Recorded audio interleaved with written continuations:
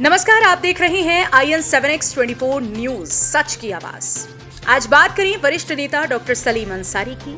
Doctor Salim Ansari एक अच्छी सूझबूझ वाले व्यक्ति। डॉक्टर सलीम अंसारी हमेशा से गरीब बेसहाराओं से संबंध रखते हैं, समाज की सेवा करने के लिए हमेशा तैयार रहते हैं। आज के दौर में जातिवाद को ज्यादा देखा जा रहा है, जहां देखो ऊंच नीच की बात नजर आती है। डॉक्टर सलीम अंसारी ने एक संगठन बनाया है जिसमें सभी जाति की बात की जाएगी। सभी धर्मों को एक साथ एकता को पैगाम देते हुए ये संगठन बनाया गया, जिसका नाम है हिंदू मुस्लिम दलित पसमानदा संगठन। इस संगठन के राष्ट्रीय अध्यक्ष डॉक्टर सलीम अंसारी ने प्रेस वार्ता में बताया कि भारत में दलित समाज के लिए, दलित समाज के हक और हुकूक के लिए बहुत सारे संगठन व राजनीतिक पार्टियां मैदान में। मुस्लिम समाज में पसमानदा समाज के लिए कई सारे गैर राजनीतिक संगठन मैदान में हैं। पसमानदा समाज की भलाई के लिए, बेहतरी के लिए काम कर रहे हैं, लेकिन समाज में कोई भी संगठन ऐसा नहीं है जो हिंदू मुस्लिम दलित पसमानदा समाज बिरादरी के लिए काम करे, क्योंकि जिस तरह से हिंदू समाज में दलितों को गैर बराबरी का समझा जाता है, उसी तरह से मुस्लिम समाज में भी पसमानदा समाज को दबा कुचला समझा जाता है,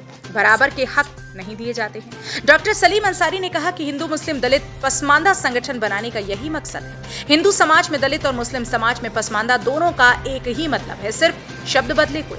डॉक्टर सलीम अंसारी ने दिल्ली के निवासी मोहम्मद फहीम अंसारी साहब को राष्ट्रीय अध्यक्ष युवा मोर्चा से मनोनीत किया। आइए जानते हैं डॉक्टर सलीम अंसारी ने प्रेस वार्ता में क्या कुछ कहा।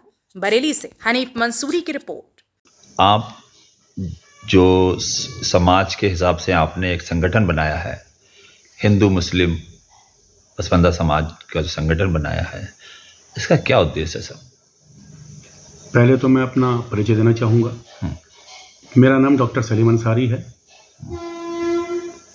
पहले से भी मैं समाज सेवा करता रहा हूँ और भी संगठन चलाता रहा हूँ।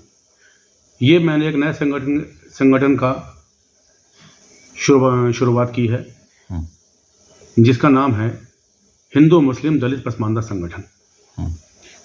इस संगठन को बनाने के पीछे एक वजह यह भी है कि हमारे समाज में बहुत सारे संगठन ऐसे काम कर रहे थे, बहुत सारी पॉलिटिकल पार्टी ऐसे काम कर रही हैं जो कि दलित समाज के लिए काम करती हैं, और बहुत सारे संगठन इस तरह से काम कर रहे थे जो पसमानदा के लिए काम कर रहे थे।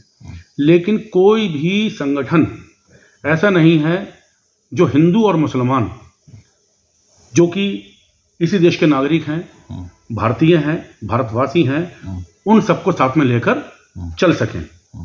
मेरा इस संगठन को बनाने के पीछे मकसद सिर्फ इतना सा है कि हम हिंदू और मुसलमान में जो भी दबा कुचला समाज है, जो पिछड़ा समाज है, उन सारे लोगों को एक प्लेटफार्म पर लेकर आ सकें। क्योंकि जाहिर सी बात, हम सब भारतीय हैं, हिंदुस्तानी हैं, तो हमारी सबकी जो समस्याएं हैं वो इक्वल है, समस्या बराबर की है। बराबर कहने का मतलब ये है कि जो हिंदू लोग हैं वो दलित कहलाते हैं, और जो दबा कुचला वर्ग मुसलमानों में है वो पसमानदा कहलाता है। पसमानदा ये है क्या? पसमानदा का मतलब है मुसलमानों में जो दबा कुचला वर्ग है, जो पीछे रह गया। पसमानदा का मतलब होता है पिछड़ा, जो पिछड़ा रह गया, जो पीछे रह गया, हर तरह से पीछे रह गया, एजुकेशन में पीछे रह गया, कारोबार में पीछे रह गया, वो पसमानदा कहलाता है। और अब से 3 साल पहले लगभग बहुत सारे लोगों को यही नहीं मालूम था कि पसमानदा होता क्या है। कुछ पॉलिटिकल लोगों को जरूर मालूम था, लेकिन एक आम आदमी को नहीं मालूम था पसमानदा क्या होता है। हैदराबाद में एक रैली थी, उस रैली में प्रधानमंत्री श्री नरेंद्र मोदी जी ने उस रैली में घोषणा की कि अब भारत का जो मुसलमान है, भारत का मुसलमानों में जो पसमानदा समाज है, उस पसमानदा समाज को भी समाज की मुख्य धारा से जोड़ना चाहिए। उसके बाद में कई सारे संगठन ऐसे बन गए, नरेंद्र मोदी जी के आह्वान पर, माननीय प्रधानमंत्री जी के आह्वान पर, कि जो पसमानदा का भला करने के लिए, पसमानदा की आवाज़ उठाने के लिए आगे आए। आज लगभग 14-15 संगठन इस तरह का संगठन चल रहे हैं, लेकिन कोई भी संगठन में ऐसा नहीं बना जो दोनों ही कम्युनिटी को, दोनों ही बिरादरियों को साथ लेकर चल सके। सर ये बताइए, इस संगठन में कितने लोग शामिल हैं? अभी तो संगठन मैंने परसों ही इसको लॉन्च किया है, और मैं जो अपना पिछला संगठन चलाता था, मीडिया काउंसिल ऑफ इंडिया, वो लगभग संगठन मेरा आधे हिंदुस्तान में चल रहा है।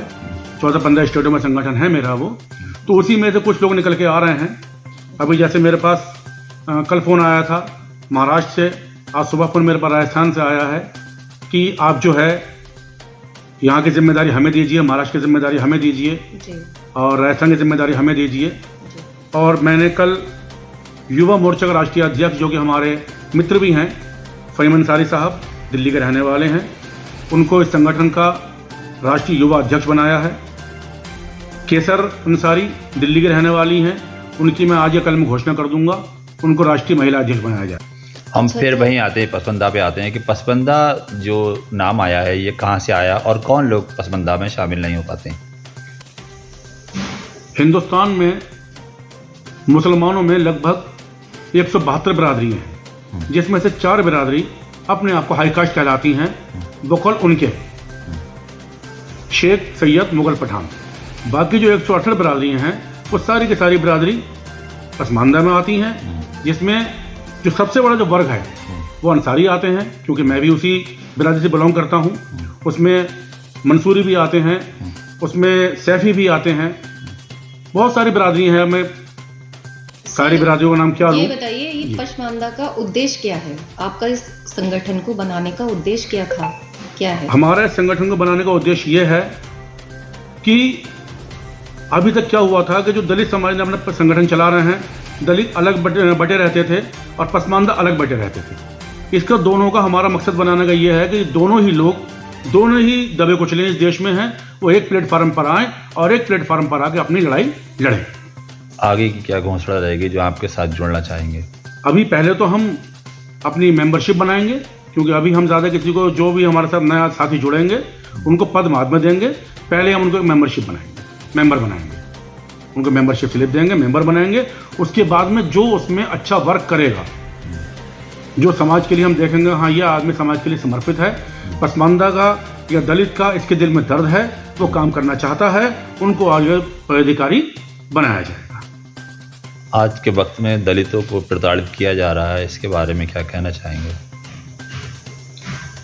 देखिए साहब, ऐसा है, सिर्फ दलित का ही मसला नहीं है।